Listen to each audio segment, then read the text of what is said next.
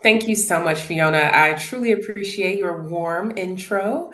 Welcome to everyone who is joining us live. And for those who will be hopping into the recording, we want to welcome you here for a great, abundant learning session all about language based learning disabilities, also known as language based learning differences, also known as language based learning disorders.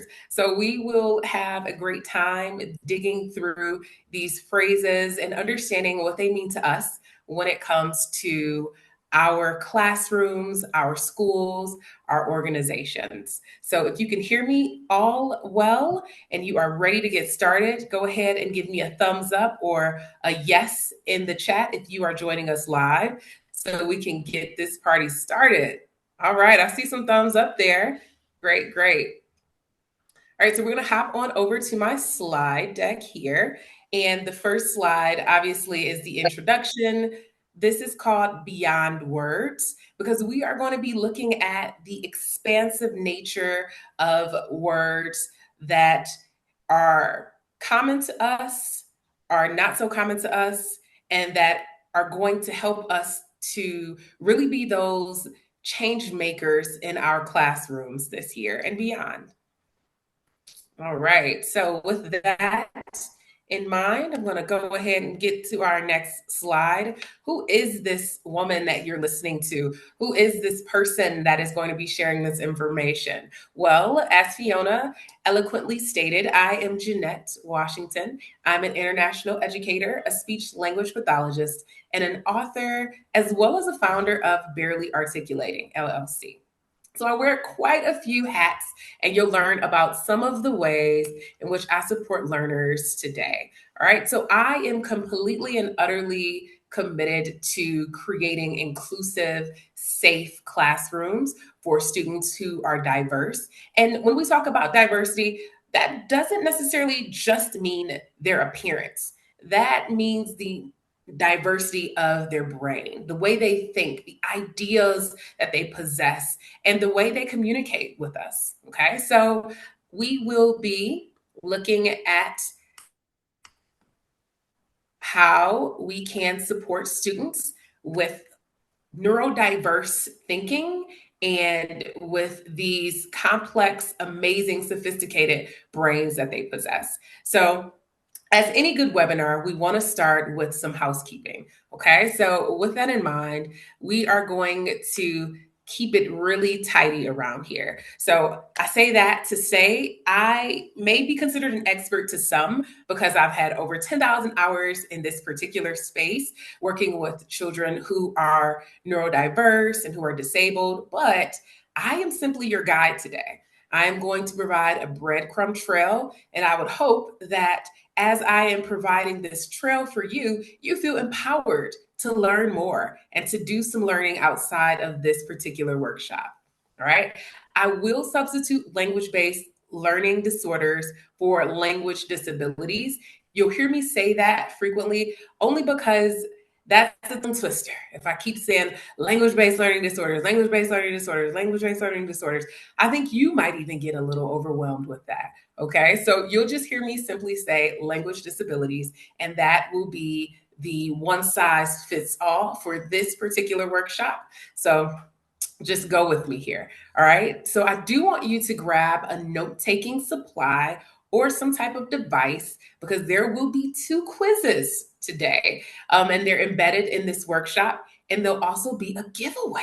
So there'll be a chance for you to win some resources. If you love getting free resources, go ahead and hop over into the chat if you are live and say free B, okay? Because we love getting things free. As educators, any opportunity to have a resource that is evidence based and that does not really take too much from our pocket is always warranted. At least that's how I feel. Okay. So I want you to also make a mental note to dig deeper into the following topics. Okay. So I want you to look into processing speed and working memory.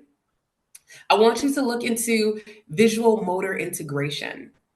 And last but not least, I want you to look into social emotional impact of learning differences. Okay, these are some other topics that is really helpful as we are looking at the whole child and what we can do to support learners from the foundation all the way up to the tippy top, okay, to the roof, so to speak. All right, so let's keep it moving. Our expectation today is to first look at the identification. Okay, we're going to define what it means to be a language disability. Then we're going to look at some common misconceptions because we all have these misconceptions, these myths, these misunderstandings that are all floating around, and we have no idea if they're true, if they're false, or if they are going to be essentially a burden for us or a barrier in our classroom. Next, we'll look at classroom support. And finally, we will look at some online resources that you all can take today and run with. All right, and I'm going to have to be patient with my clicker because I'm just wanting to tap, tap, tap so we can get to the next slide. I'm so excited, but I'm going to have to slow it on down over here. All right, so with that said, we are going to now define language disabilities. Now, when we think of language disabilities, I want you all to think of a continuum, okay, or a spectrum where they can fall as they may, all right? Neurological differences in how the brain processes, interprets, and uses spoken and written language, which often impacts reading, spelling, and writing, okay? When intelligence is typical or strong, this is particularly important to note if we're looking at a language disability, okay? That doesn't mean that the student has a low IQ. It usually means that they have a typical or a strong IQ. They just have a hard time interpreting things that they have to share, whether it's spoken or written, okay? They have a hard time with being able to process reading, spelling, and speaking. Okay, these disabilities require structured multisensory instruction to support language and literacy development. All right, let me know in the chat if you've ever heard of the Orton Gillingham approach or if you've ever heard of the science of reading, structured literacy. Those are all evidence based, multisensory instructional supports that are being used widely to help students with their language and literacy development. Now, a lot of those are somewhat controversial in a sense because sometimes people find that um, guessing the words is better. Okay, I don't know how, but when you really sit down and look at the body of work around literacy and language, you'll see that having a structured, prescriptive, multisensory, explicit instruction is really what drives learning for those with language disabilities. All right, moving right along here. I want to get us in the mood. I told you I was excited. So we're going to do a giveaway because I told you we were going to get a freebie. And that is exactly what I meant. I am someone who loves, loves, loves, loves giving out my resources that I create. And I am a fan of being at a workshop and walking away not only with knowledge to implement immediately, but with something I can walk away with and use and say, hey, I got this. So this is how we are going to do this giveaway. All right, so there is a language-based learning disability that is the most common of all that exists, okay? It affects 15 to 20% of the population, and it accounts for 80 to 90% of individuals with learning disabilities. I want you to think about it for a second. Think about what that could be. Then you're going to head on over to Instagram. Okay. You're going to follow barely underscore articulating. You're going to send me a direct message with your answer.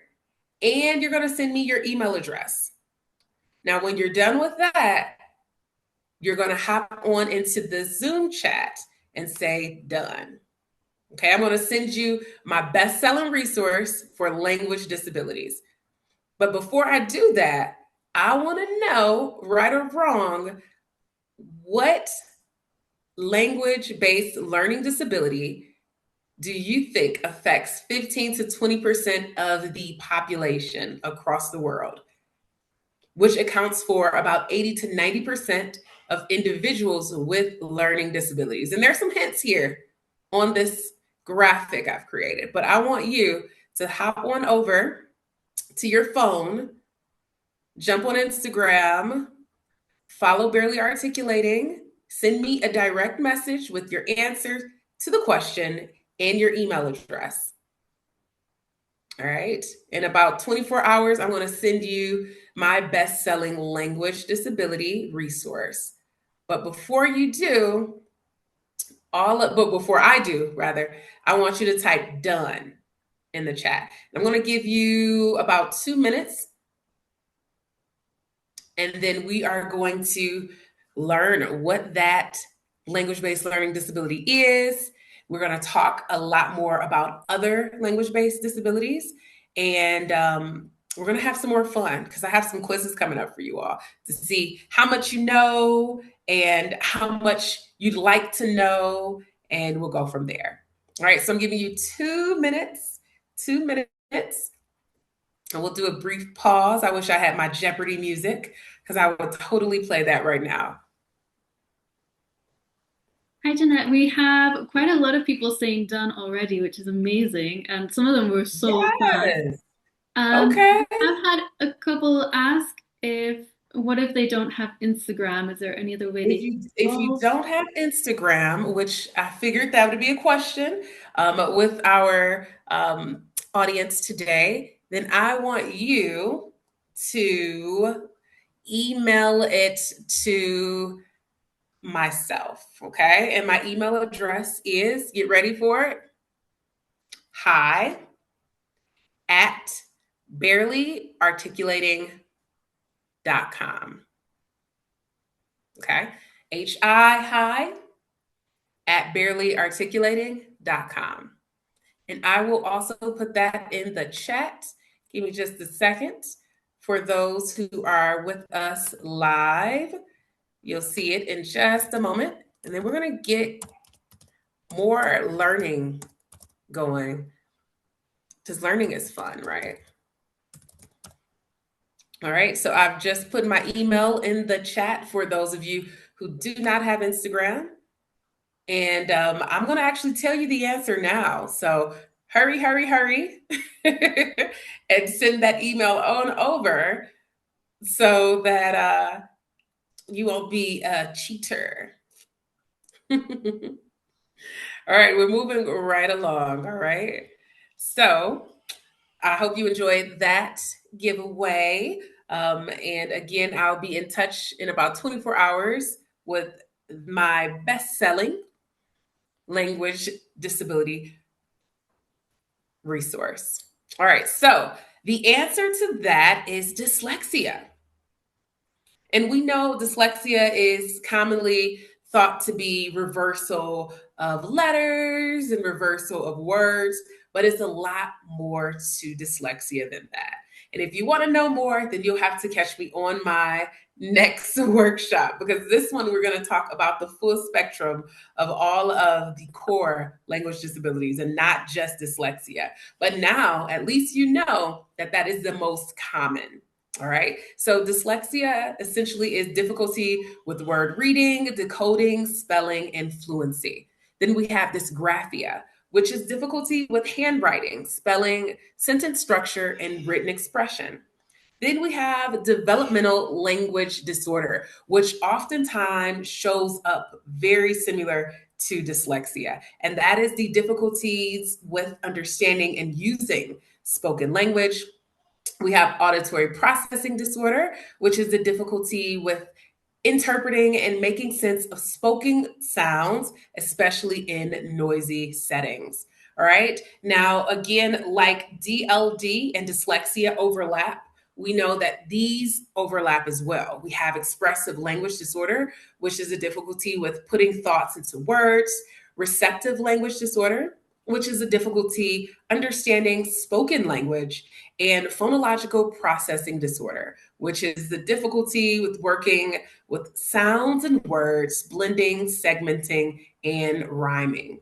All right. Remember early on in our workshop, I said I wanted you all to have some note taking um, materials out. And I hope that you are jotting down all of this information because I know this workshop is going to fly by and you're going to say, man, what was that one she said? So I'll give you just a second to take note of dyslexia, dysgraphia, DLD, APD, expressive language disorder, receptive language disorder, and phonological processing disorder. All right. It looks like our first quiz is afoot. So I'm sorry. I hear someone just took themselves off of mute. Did you have a question? It's all good. I think it was just an accident. Oh, all right, all right. I'm here for the questions, but just be mindful that we will have a Q&A right afterwards, so sit tight. All right, so this is our first quiz. I hope you all are excited. If you're excited, just drop a whoop whoop in the chat if you are listening live, because we are going to quiz you to see where you are when it comes to language disabilities. All right, so the question is, which approach best supports learners with language disabilities? Is it A, repeating the same lesson multiple times? Is it B, reducing academic content? Is it C, fewer opportunities to speak or participate in class? Or is it D, waiting for skills to develop naturally via osmosis? If you know the answer, go ahead and drop it in the chat. Go ahead and drop it in the chat. All right, all right. Okay, okay. I see some A's, I see some B's. I'll give you all just another moment to go ahead and type those answers in for me, for those who are live. Okay, A, B, A. All right. So it looks like you all are mainly going with the first two, which is repeating the same lesson more times and reducing the academic content. All right. So this was actually a trick quiz question because none of these are correct. So the answer, which I didn't put up there, but it's actually going to be E. All right.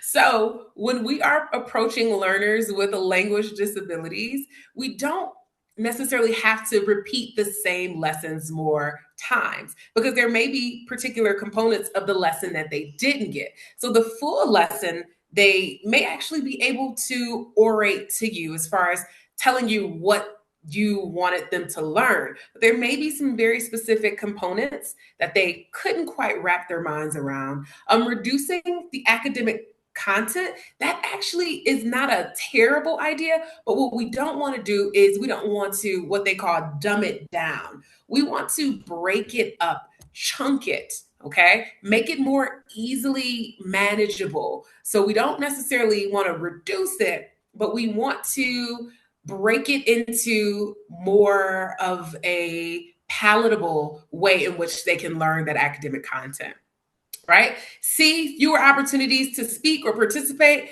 Now, that's certainly not going to be the right answer. And I'm very appreciative that no one puts C in there because, yeah, that's not the one. We don't want to limit how much they are speaking and doing and participating and, engaging just because they may have a challenge with reading, writing, and the myriad of other tasks that we're asking them to portray. Okay, and then D, waiting for skills to develop naturally.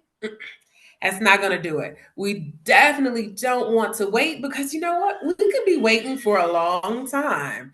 We could be waiting for a long time. All right. So I think that you all did pretty decently on that quiz. I'm not going to give you a grade. We're just going to move right along. All right.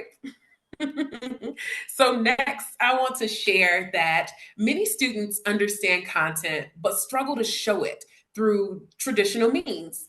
This includes learners with dysgraphia, dyslexia, and auditory processing differences, and students who are learning English for the first time. So that's also something I want you all to be cognizant of. What you're learning today could potentially help that ESL learner as well. When instruction expands beyond print, students gain access to learn and to participate. We all want to create an inclusive space where every voice is valued. So that's why it's important that we not only kind of disembark from those traditional means of learning, but start looking at other ways in which we can measure our students' progress so we can really see how much they actually know, right? So you might notice these patterns if a student is within that spectrum or that continuum we discussed.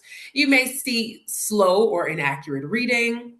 You may see an avoidance of reading and writing tasks. So you may say, hey, Paul, can you read from paragraph 3 on page 6?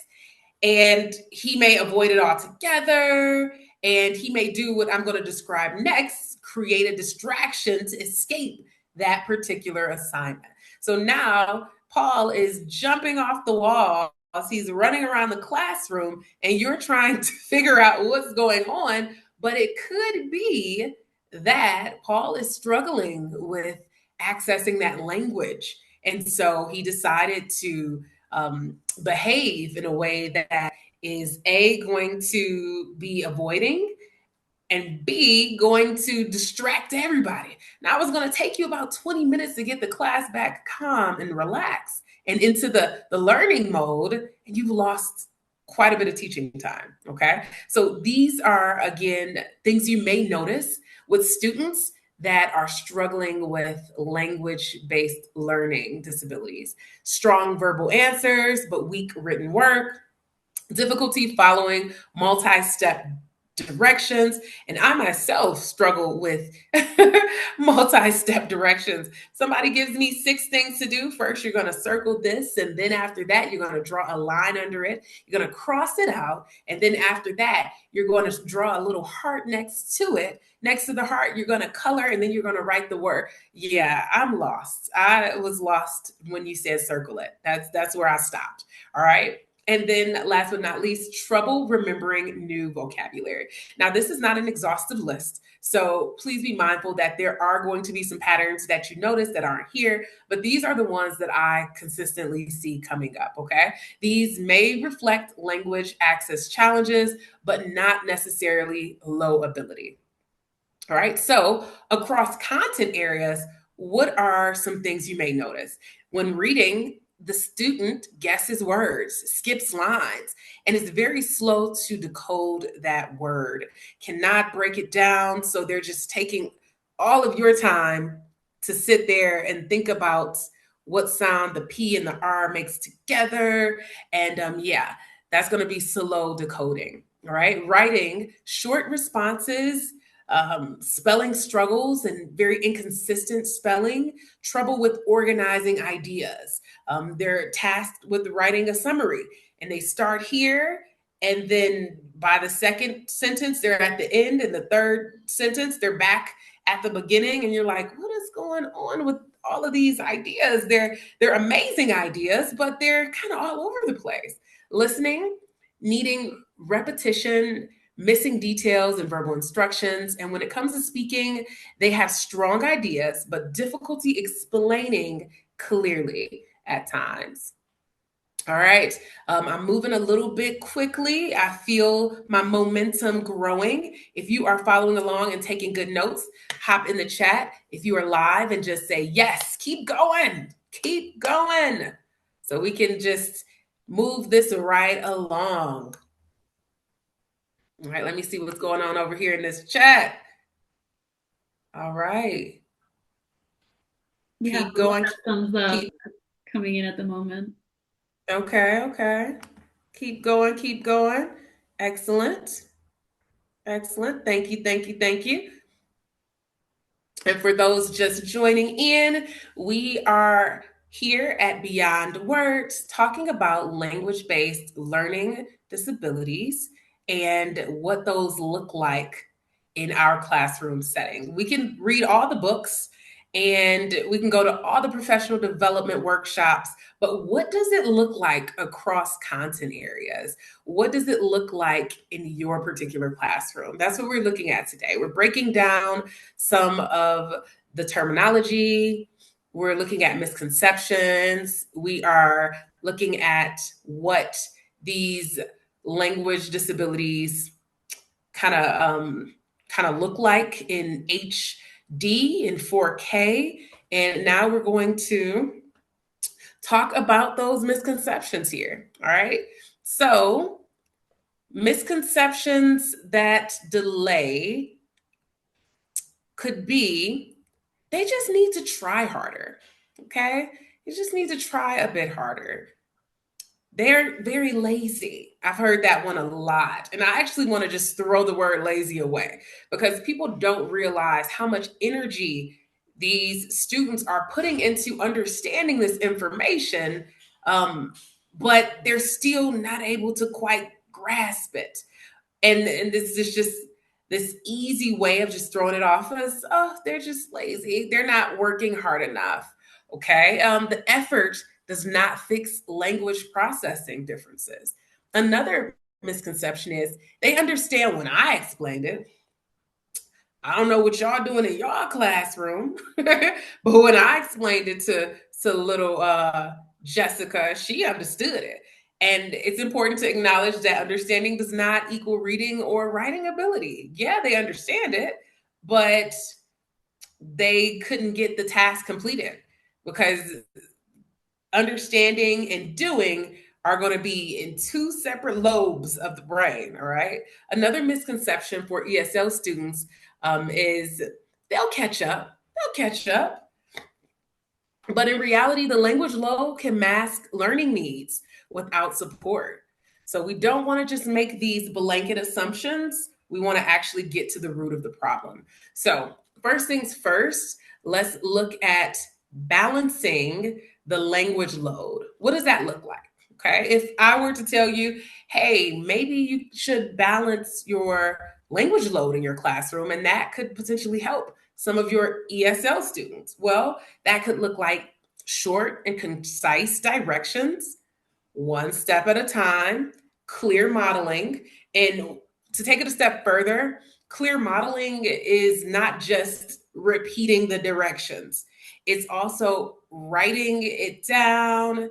It's also maybe doing a problem with the student until they can actually showcase their independence. Okay. Examples would be to chunk assignments, use checklists and guided examples, demonstrate before expecting independence. And this is one thing that I learned. I was a long term sub about 8, 9 years ago. And I came into this second grade class and I expected all of the kids to know how to write and read because, in my mind, that was foundational information or foundational instruction that they gained early on. So it was just up to me as the baton was passed to me to get them to grade 3, get them to the 3rd grade. And I put an activity on the board and I said, hey, I want you all to just rewrite this and share it in a journal prompt. It was a journal writing activity. And I walked around the classroom, and obviously, you have some students who were just going on their own and finishing up and putting their punctuations and all. And then there were some students who hadn't even wrote the first word. And so as a teacher, I was upset, like, oh, you're not listening to me? What's going on? But it was that they didn't even have the foundational writing skills to get them past the first letter. I was like, wow, here we are. And some of you will likely find yourselves in those same predicaments. So, with that in mind, let's make sure we have some clear modeling happening and that our directions are concise and that we are using checklists and guided examples and demonstrating before expecting students to have mastery over something. Right. Next, we want to teach with visuals. I love this. Okay. So, what that looks like, we introduce concepts with images, diagrams, models, and real objects before we hit them with the text. Okay. And that could even be you teaching sign language, like help. That could even be teaching from some pictures you've created with your students. You take a picture of your student standing up and you say, hey, I want us to do this. And now they all know to stand up. So you can be creative as you want to be, or you can be smart and go to Teachers Pay Teachers or Twinkle and find some really cool images and use those. But we definitely want to make sure we're using visuals, okay? Science diagrams before reading, math manipulatives before word problems, vocabulary paired with pictures. I was definitely a student that learned better when I saw a picture and then you shared that vocabulary word with me. Somehow it clicked. All right. We also want to offer multiple ways to show learning. And I alluded to this a little earlier, but examples could be oral explanations, drawing or mapping ideas, projects or models, voice recordings, any way to create success for that child should be certainly taken into account. Okay. And even if this list is not exhaustive enough and you find some other ways in which your students can show learning, by all means, do just that.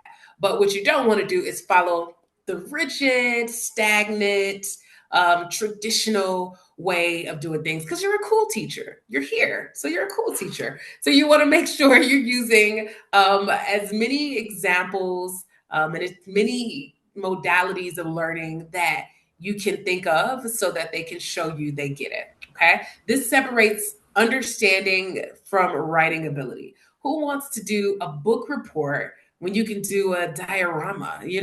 Think about it that way. All right. And one of the last things I want us to be mindful of is using structured supports. We want to use graphic organizers, sentence frames, word banks, visual schedules. These help navigate thinking while reducing overwhelm. I love these self assessments that I have posted here where you can have the student check off what they've done. I am listening and following instructions. My materials are out and I'm ready to learn. My body is at a good energy level to get my work done. And just really being able to step outside of what is traditionally done to allow these students to show you that they are ready to work.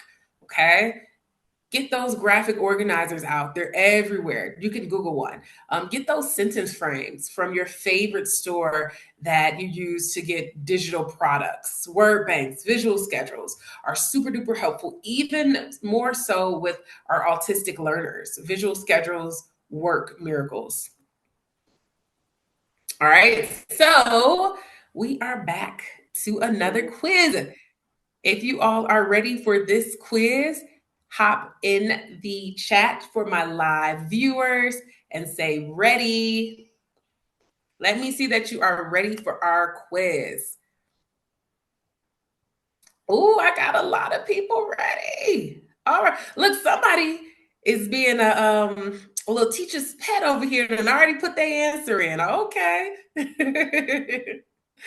Go ahead, go ahead. Ready, ready, ready. All right, which statement is accurate?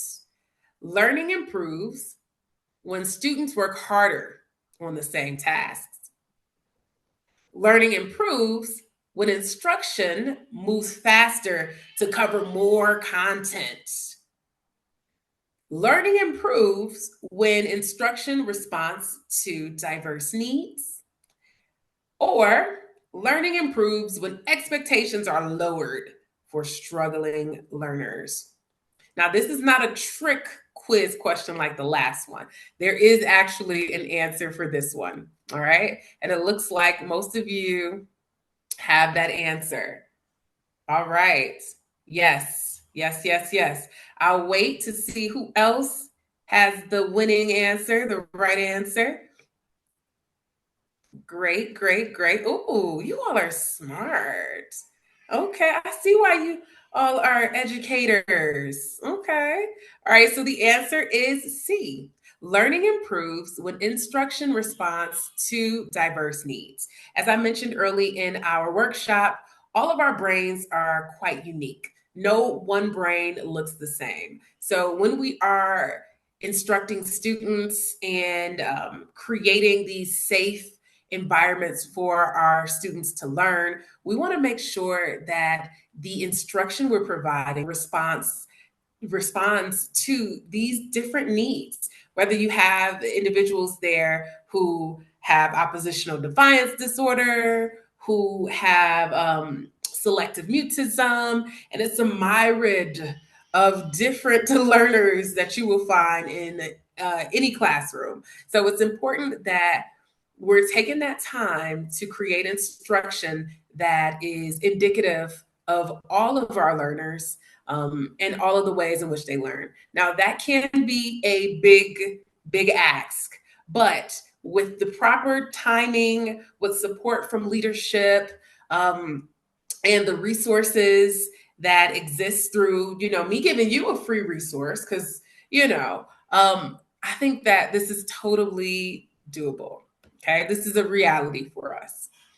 All right. So now we are getting to the tail end of our workshop because I want to give you all time to make sure you have questions for me. Um, and I will say this beforehand. If I don't know the answer, I'll tell you I don't know it. And I will also follow up with you because I am at heart a researcher. I love to dig deep into information and find solutions for all things. So we'll start with some organizations that can help. All right. So let's see. We have here. All right, we have the International Dyslexia Association, which offers resources and support for individuals with dysgraphia and related learning differences. You can visit dyslexiaida.org. They have really cool certificate programs and workshops. Some are free, some you have to pay for, but it's also a great place to get your foundation understanding about language based learning disorders and disabilities. And as I said, language disabilities. Next, we have the National Center for Learning Disabilities, which provides information and advocacy for various learning disabilities. Finally, we have the Learning Disabilities Association of America. I have used them to gauge some good supporting resources and tools. Understood is also a great one. They have articles you can read if you're someone who likes a good story, something to add a little meat to the information you already have been compiling. And then you want to reach out to local educational agencies. If you are a teacher who are working abroad, like myself, then you have to tap in. You have to see what exists and what doesn't necessarily work for your students. So it's all kind of you just spending a little time with understanding the community in which you are inhabiting. All right, so I am open to learning support coordinator roles. And if you know of a school or you have a school that is interested, reach out to me. My information is here. My company is called Barely Articulating. I offer checklists for dysgraphia, dyslexia, and so on and so forth. If you're interested in getting any other resources outside of the free one that you're getting, you can go to Teachers Pay Teachers /store/barely articulating, and you'll find all of my cool resources that I have there for you. I have lots of screeners, checklists, and activities, especially those that have reversal of letters. You'll find a lot of those as some of my best sellers. Okay. So if you are thinking of a question for me and you have something that has been on your mind ever since I started, then this is the time. We have about a little over 15 minutes, and I'm happy to field any questions that you have about learning disorders, language based learning disorders, and the whole nine. Hi, Jeanette. So we have a question from Kathleen that said, how can teachers respond to the diverse needs of students with language disabilities without resorting to lowered expectations or one size fits all instruction? Whew, that's a loaded question. So I will say, when it comes to trying not to maybe lower the content or the expectation of completing that content you have, um, you have to look at breaking that particular resource down. So, for instance, if we are teaching using a resource on adjectives, so you have some students, because from what I know, 1 in 4 students are going to have a language based learning disability. Then you need to look at how you can curate that adjective assignment to where they'll still be learning the same information like their peers, but it is scaffolded in a different way. And what you'll find is once you can break down an activity to where, your students who are struggling get it, your students who were not necessarily struggling also may find that as helpful. So it's kind of like doing an audit of the way you're teaching and how you're teaching it, and understanding whether a student who has this or who is experiencing this, will they be able to understand the instruction the way I'm delivering it? And if not, let me take a step back and look at how I can um, adjust and modify this so that all of the learners will feel like they're getting that same amount of information and they're the same understanding. I hope that helped.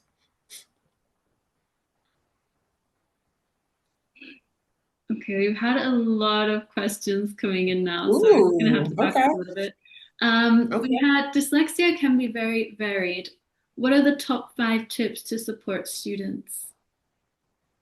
So with dyslexia, and that is my specialty, I would say data tells a story. So with that in mind, you need to start at where they are, understanding what they get and what they don't get. That can look like doing an assessment with them, doing some type of screener or an evidence based assessment so you can learn exactly where they are. Because as I mentioned, it could look like a continuum. There could be some things that a one dyslexic person can understand completely and another dyslexic person can struggle with. So learning exactly where they are, their struggles, their strengths, can help you create that game plan for that learner. Because with dyslexia, we see struggles with blending, we see struggles with decoding, we can see struggles with letter recognition, and so many different things that could be of an issue or of a challenge to that student. So knowing what they know and what they don't can be a great means of you providing that intervention support. So for instance, let's say they are struggling specifically with decoding words. Now you have a anchor. Now you know that, okay, I need to find resources or I need to get more support myself on learning how to teach better decoding skills.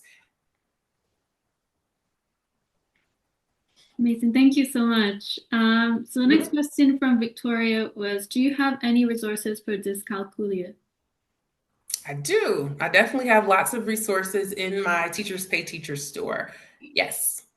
Amazing. Mhm. Sarah has asked for any tips with supporting students with spellings. She said, I'm a tutor and have students who get overwhelmed with spellings they have at school, so trying to find ways to make this easier for them. Okay, so um, when you say spellings, I'm assuming you're talking about like spelling out words, like they're struggling with maybe the spelling test that they're getting weekly at their school. I would say to make it fun as a tutor, use nonsensical words, use words that don't even exist.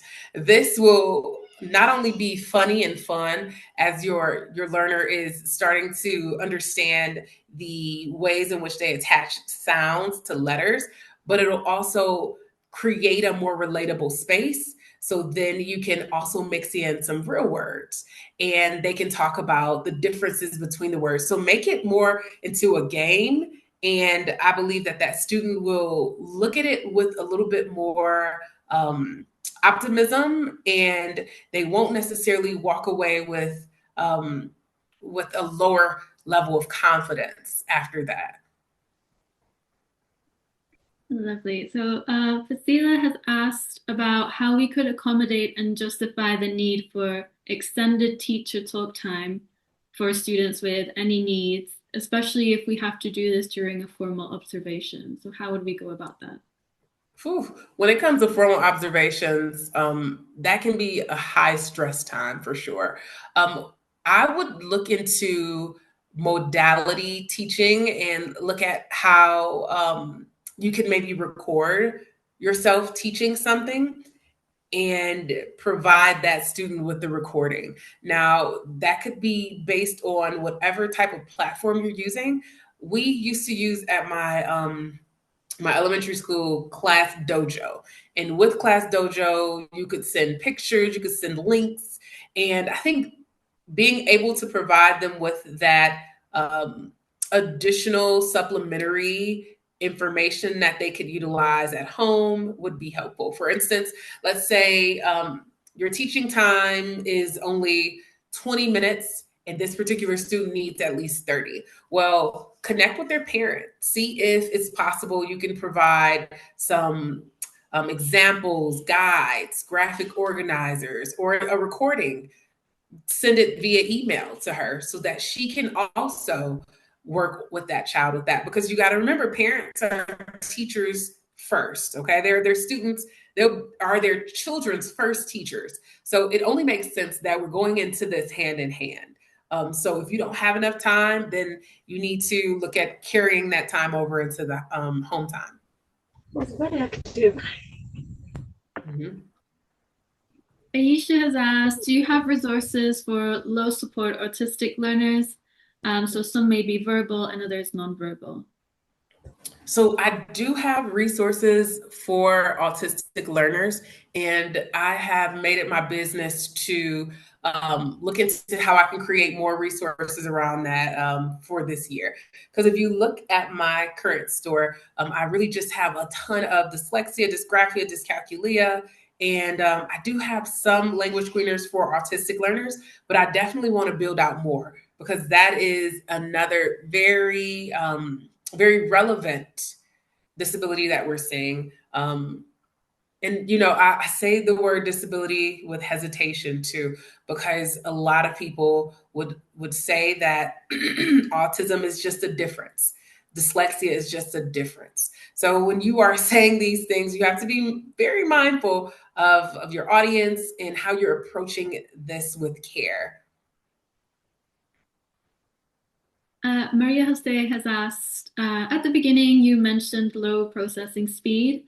I'm very Mhm. interested on that. Where could I get more information?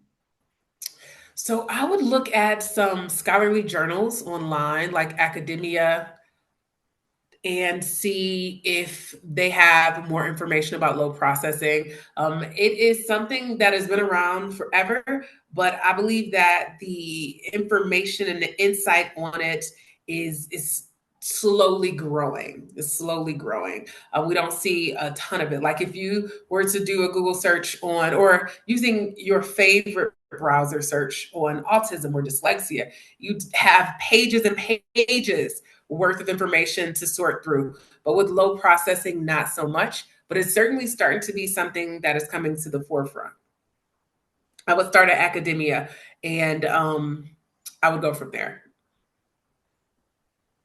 Elton has asked, my students have learning challenges, and while learning, I noted that they learn best when I use online gamification tools. Apart from Wayground and Kahoot, what other gamification tools are available? So I've used Socrative. Obviously, as you stated, Kahoot is a fun one. Code.org has some really cool, like free coding opportunities that you could incentivize them with. And yeah, it's so much. It always is so many different websites to visit and yeah, Edgenuity. It's a few that are coming to mind, but I would say maybe look at creating some incentives around certain fun coding and gaming sites. Wonderful. So we will be sending out a follow-up email over the next week. So maybe, Jeanette, if you do come up with any other ideas or you have any more Mhm. useful tips, we can include it in that as well. Okay, we'll do. Wonderful. So Ainsley has said, it's a bit of a lengthy one, but I screened a student for dyslexia and he scored below average in all tests, but displays no signs of dyslexia. With the support of a reader/writer in exams, he performs much better. What are the next Mm. steps to try and identify what type of language disorder he may be experiencing? That's a good question. So, with him scoring average, is that what I'm understanding? Or was it above average? Can you Uh, share that with me? they said below average in all tests. Below average. Hmm. I would say if you screened him for dyslexia, then also screen him for DLD, which is developmental language disorder. Um, and I would use those two tests or assessments as catalysts to understand exactly what is happening there. You definitely want to bring on someone who is an ed psych and have them do some additional assessments. It's important to note just by this question is that we don't work in a silo. We work amongst other professionals who have skill sets, some that are more specialized than us. So once you've done your part through screening and you've created a checklist of sorts to see exactly where that student falls. I would say refer out to get more testing. But I think from just listening to this, I would also assess for developmental language disorders. Lovely. So that's all of the questions that we have so far. I don't know if anyone else has any last minute questions, but it feels like quite a good place to stop because we've only got a couple of minutes left. So of course you have Jeanette's information here, so make sure to make a note of it or screenshot it just so that you have it in case you do want to reach out to her. Like I said, over the next week or so, we will send out a recording and a follow-up email with any useful tips, and then you can also go back and watch the recording at any point. So, Jeanette, unless you have anything else you would like to add, I'll let you sign off in a moment. But just on behalf of Teacher Horizons, I want to say thank you so much for this session. It's been really, really helpful. Even for me, I used to be a teacher, and there's a lot of things here that I didn't really know and I wasn't aware of. So I think we can all agree it's been super useful. And hopefully, we look forward to seeing you again in the future and hearing more from you. Um, It has been a pleasure. Thank you very much. You all have my information. Please don't be strangers. And I'm here with you as we figure out how we can best support our learners with language based learning disabilities. Wonderful. Again, thank you so much, Jeanette. And thank you, everyone, for joining us today. We really hope that you've found this useful. Just before we leave this meeting, I'm just quickly sending a link in the chat box. And this is just a feedback survey. It will take you 2 minutes maximum. And it's just a quick one so that we know what you found useful and what you'd like to see more of in the future. So it helps give us a little bit of guidance at Teacher Horizons on what educators are interested in. and what kind of webinars you would find useful. So I'll send it once more in the chat box, and this will also be sent up in the follow-up email. And we'd really appreciate it if you can just take 2 minutes to fill it in. But aside from that, thank you again, everyone. I hope you have a lovely day or a lovely evening, depending where you are in the world, and that you have a wonderful weekend. So thank you all so much, and we hope to see you again very soon.